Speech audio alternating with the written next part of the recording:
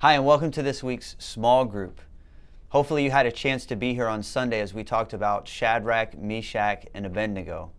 What an awesome story of how God just provided for those people and how radical their faith was.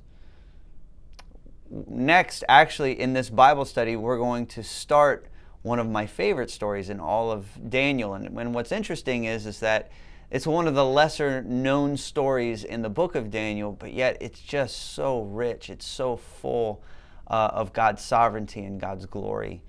And so before we get started, though, I want to give you a tip on studying the Bible. One tip for studying the Bible: pay attention to repeated words or phrases. Whenever you see repeated words or phrases in the ancient text, it's because the author is trying to get your attention. And so as you read through the verses today, you're going to find some verses that are repeated or some phrases that are repeated. I want you to take note of those. So I want you to read Daniel chapter 3, verse 28 through 29. That's the end of the Shadrach, Meshach, and Abednego story. And in verses 28 through 29, King Nebuchadnezzar makes a proclamation about God. Then I want you to read Daniel chapter 4, verses 1 through 8. And so the first two questions that I really want you to debate about in your small group is, who wrote Daniel chapter 4? Who is the author of Daniel chapter 4? Who is the intended audience of this writing? So who is the author and who was the author writing to? And why is this significant? Why is it significant who wrote Daniel chapter 4?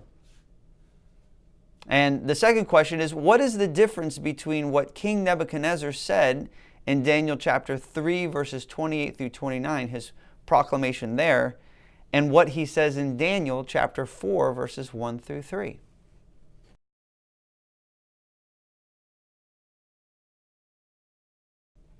As you read the scripture, I'm hoping you came to the conclusion that it was actually King Nebuchadnezzar who wrote Daniel chapter 4. And that's significant. The unbelieving king, King Nebuchadnezzar, wrote something down and it was put into scripture. Now, he didn't write the entire chapter of Daniel chapter 4. About midway, it seems like Daniel kind of jumps in to narrate things. But at the end of the chapter, it's going to end up with King Nebuchadnezzar writing as well. The audience that he was writing to was the entire known world at that time. Babylon was the superpower, and so he wrote a letter to all people telling them about God. Now that's significant. Why?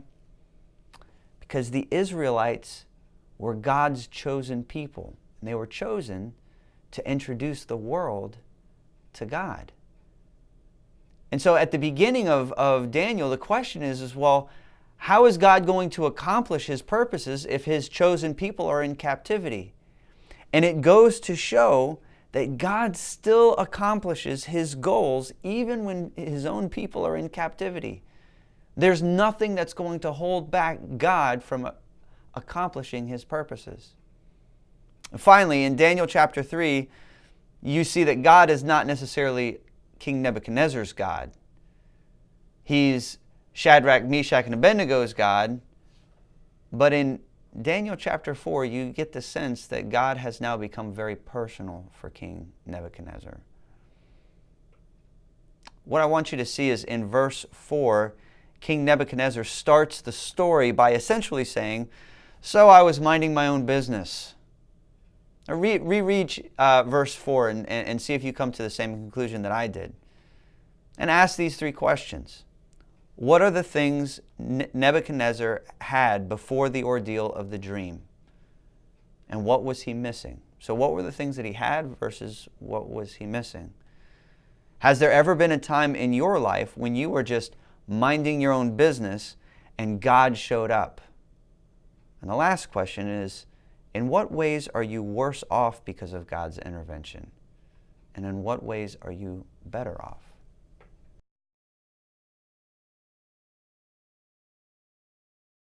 I want you to notice that King Nebuchadnezzar said that he was contented, he was peaceful, he was prosperous. But the one thing that he was missing in this life was God. And man, that's a tragedy. Like, he didn't even know what he was missing.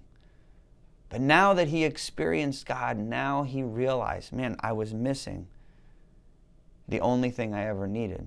You know, sometimes getting everything we ever wanted is actually a curse, because we miss out on the things that we really need. God is ultimately the best thing that could ever possibly happen to any of us. Next, I want you to read Daniel chapter 4, verses 9 through 18. And as you read King Nebuchadnezzar's description of his dream, what parts of the dream may have terrified him? He was scared of this dream, but what was it about the dream that scared him so much? The second question is, if you were to think of yourself like a tree, like in the dream, have you ever had to be cut down to size? Why did it happen? Why were you cut down to size? And was God involved in that process?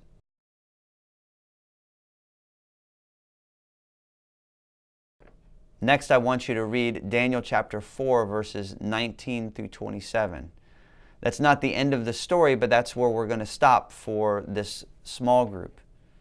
Why was Daniel hesitant to tell King Nebuchadnezzar the interpretation of the dream? What was holding Daniel back? Based on these scriptures, what can you deduce about Daniel's relationship with King Nebuchadnezzar? And finally, how should Daniel's attitude towards the unbelieving king change our attitude toward the people God has put in authority over us?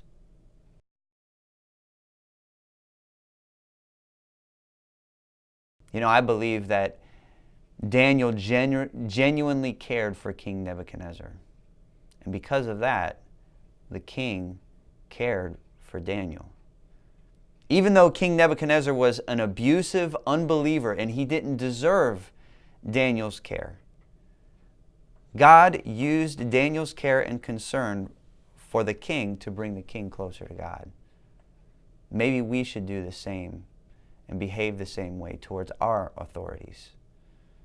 What phrase do you see repeated so far in this story? There's a phrase that's been repeated twice.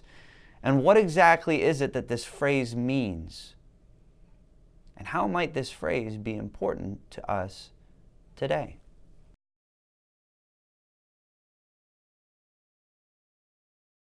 The phrase being repeated is the Most High God is sovereign over all the kingdoms of this world, and He gives them to whomever He pleases.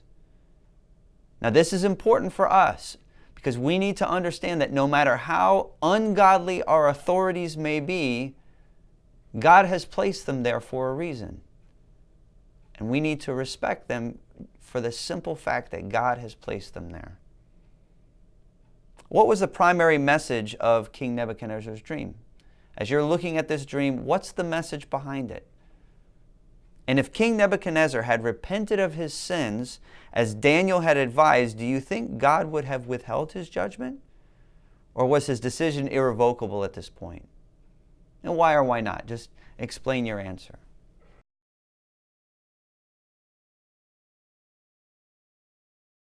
So hopefully you had a lively discussion about that. If you want to know what I think the primary message of the dream is, well, you're going to have to come to church on Sunday, because on Sunday we're going to be talking about the last part of this story. And man, I am so excited to preach about this. Next, I want you to close in prayer. And just like we did last week, ask God for the wisdom and humility of Daniel to be placed in our own lives. God bless you, and we'll see you on Sunday.